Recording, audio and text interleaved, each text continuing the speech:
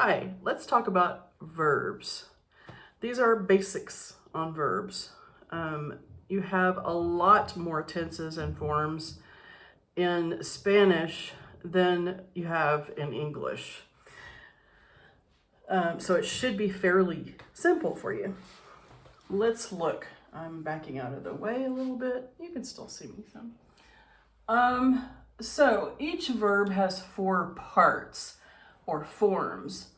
The base part, the present participle, the past, and the past participle. The base form is just the regular, untouched form, and the only verb that has a different form for the base form than for the regular present tense is the word be. Otherwise, it's the same as the regular present tense, so without the S on the end. And the present participle, as you can see, always has the ing suffix, and you should have learned the spelling rules for that by now. For example, with the word writing, you have to drop the E and add ing. You should know those things, those rules by now, so I'm not really going to go over that. The past form in regular verbs is always with ed on the end. And past participle also with regular verbs is with the ed on the end. Irregular verbs are defined as those which have different past and past participle forms not ending in ed. For example, the word write, past form of that is wrote, the past participle form or part of that is written. And so you can see that the spelling rule there makes you have to put a double T. Just as in Spanish, even more in English, the irregular verbs are just things you have to memorize. There is no rule for them. So the base form, for example, of the word the base form is be. The present participle form is being. The past is either was or were, and the past participle is been, B-E-E-N. Just giving you another example, another really common example. When used as verbs, participles always need helping verbs. Present participle always needs the form of the word be, which could be am, is, are, was, were, any of those kinds of words. And the past participle always needs the helping verb have, or it could be in the form of has or had, depending on the tense. So you can kind of see an example here. Tenses speak of time. Simple past tense is very simple because it talks about something that happened at some point in time in the past. And I'm using the word go, for example, here. The past tense is went. So for example, he went to the party. Okay. And then simple present usually does not talk about something happening right now. Simple present usually talks about something that is customary or happens regularly, happens all the time. So he goes to parties, we go to parties, something that happens all the time. Simple future always has the helping verb will, and we do not conjugate the base verb with that. So will go, will talk, will write, etc. Use the base form with simple future. Past perfect. The perfect tenses use the past participle part of the verb. And the helping verb have. So had gone is the past perfect. I had gone to that place before. Okay. Present perfect. I have gone to that place before. He has gone to that place before. when I put the slash there, that means that it depends upon who is doing the going, or who is doing the walking or talking or writing or being. Future perfect, will have gone, always has the helping verb will, always has the base form of the verb have, always has the past participle part of the verb go.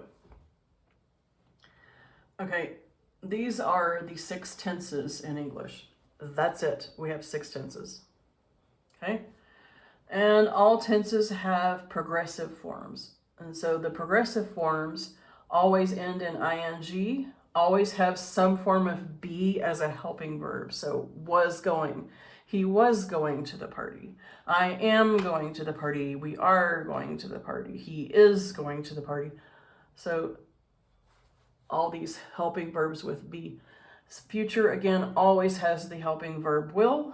And in the progressive tenses is also going to have the form of the word be. Perfect progressive forms have both helping verbs. So he had been going there for years. She has been going there for years. They have been going there for a long time. And then, of course, the word will at the beginning of the future. So we have 3 helping verbs. Will, have, been.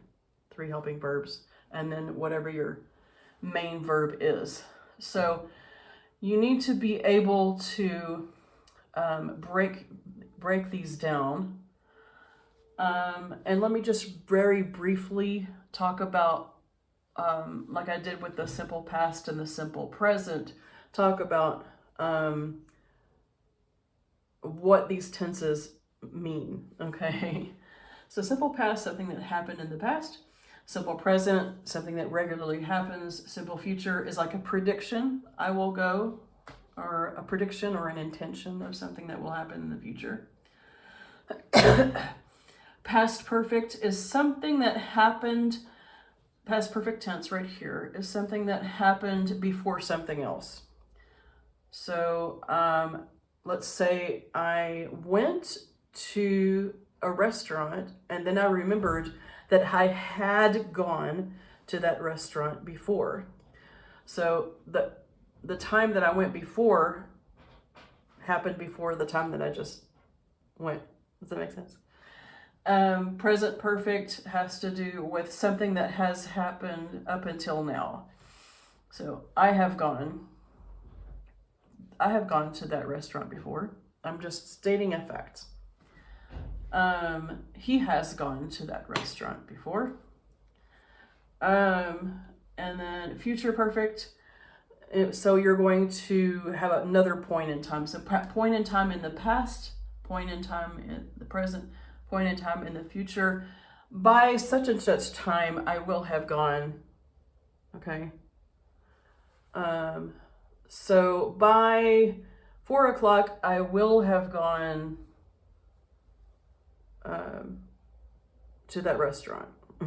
Okay.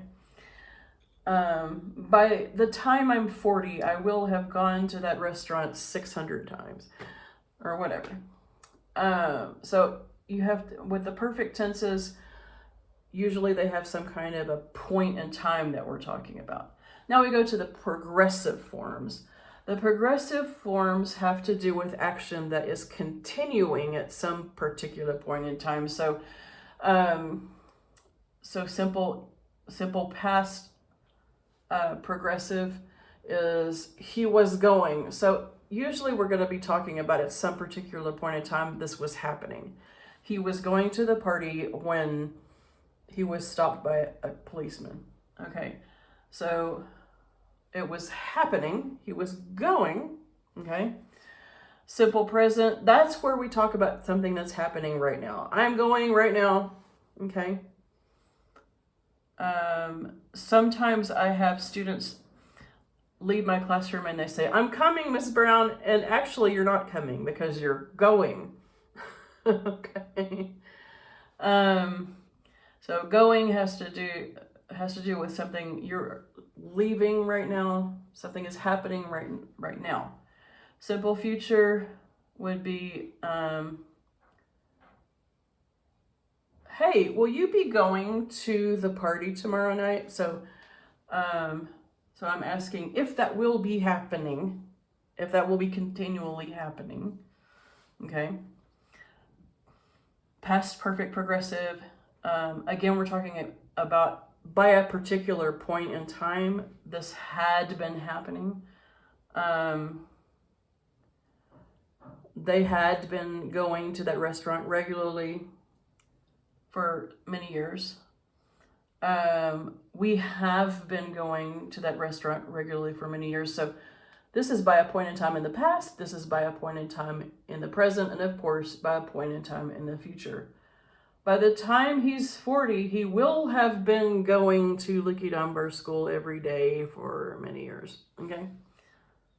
Hopefully this has been somewhat helpful for you. We are, of course, having a meet, and we are, of course, having an assignment, so happy working.